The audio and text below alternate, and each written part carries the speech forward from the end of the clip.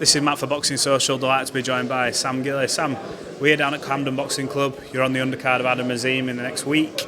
You look in good shape. How are you feeling? Huge defence for you.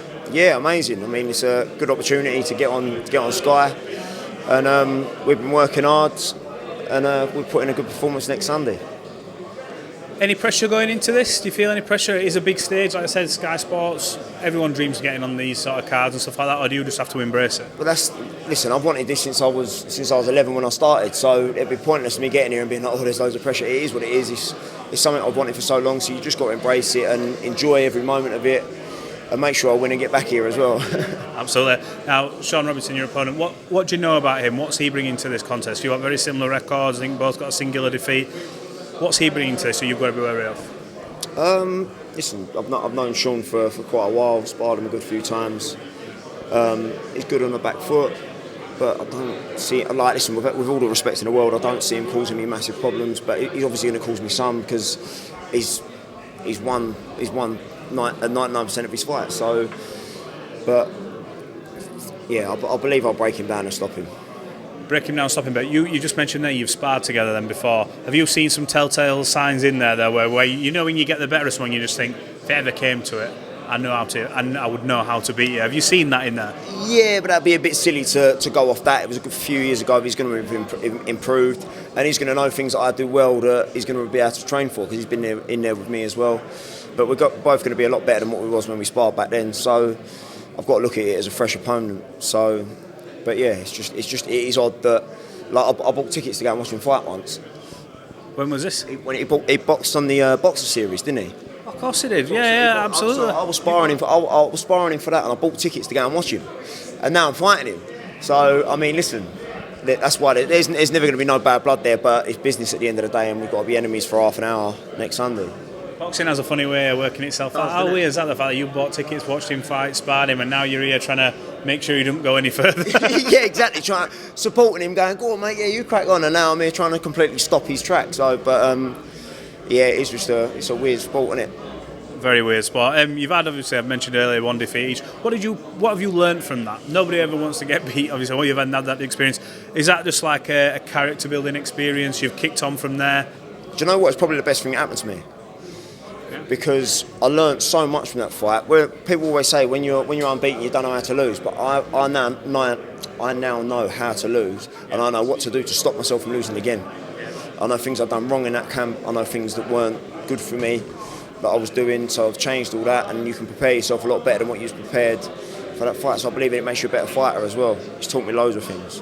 In terms of boxing, everyone always, I think, sort of Floyd Mayweather sort of to blame for this because he's talked about the O and been undefeated, and I think everyone assumes that when that O goes, you go all the way to the back of the pile and your stock decreases. But in a loss, we've seen like Derek Chisora's headlining at Tottenham off 13 defeats, winning a couple of million. But this is what I mean.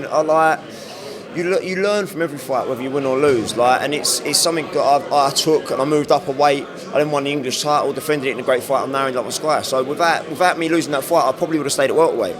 So it gave me a little bit of a kick to push on to a different route in my career. So that's what I mean by when I say it's probably the best thing that happened to me. Obviously, no one wants to lose again, but like you learn loads of lessons. Like in terms of like learning the sport, it teaches you loads. But like you say, Derek Chisora's having an absolute blinder. I probably earned him 10 mil or something and selling out Tottenham. So yeah, he's going to be having a nice Christmas, isn't he? I say Del Boy always having a good Christmas, but at this time especially. Is it a bit of when you do have that defeat, is it almost like when you kick on after a few wins after? Is it like the pressure's off almost? You feel like you're not as cautious about your record because there's a lot of emphasis on a fighter's record, and I think that's the thing that holds big fights back about people are worried or scared about it. Do you think almost like pressure's off now, it's happened, but on we go? Yeah, it's something you now don't think about. You just focus on making sure you win. Do you know what I mean? That it is what it is. There's a loss in your record, but it's just a number at the end of the day. Do you know what I mean? It was when I got beat as well. There was no fans there. It was during lockdown. I isolated in a hotel for 5 days. It was a nightmare.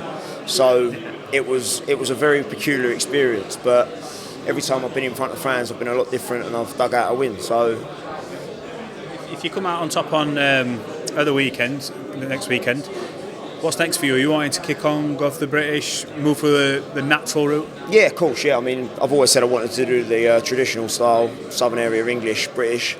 So But the main thing for me was the opportunity to get on this platform.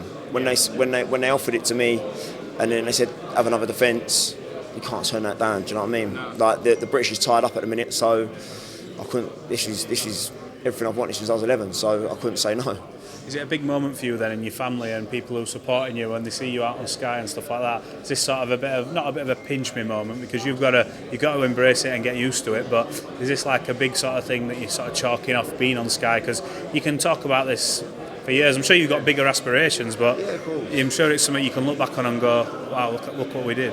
Yeah, I mean, everyone wants to push on as far, like, see how far they can go in this sport, and I believe I can go a lot further than where I am now. But it all does ride on the performance next Saturday, so next Sunday. I keep doing that. No one's used to anyone going Sunday. I've done that about 4 times today. But no, yeah, it is all down to how I perform next Sunday. So hopefully I get to stay on this sort of platform, and it carries on for many years. Finally, just a prediction again from yourself, and I think you mentioned earlier stopping. Any round prediction, or are you just as and when it comes? I reckon I'll get to him mid rounds. I'll get him out. Sam Gilley, appreciate you talking to Boxing Social. We look forward to seeing you next Sunday, and hopefully we get to catch up. Good work. And we'll catch up after. I appreciate your time. Top man.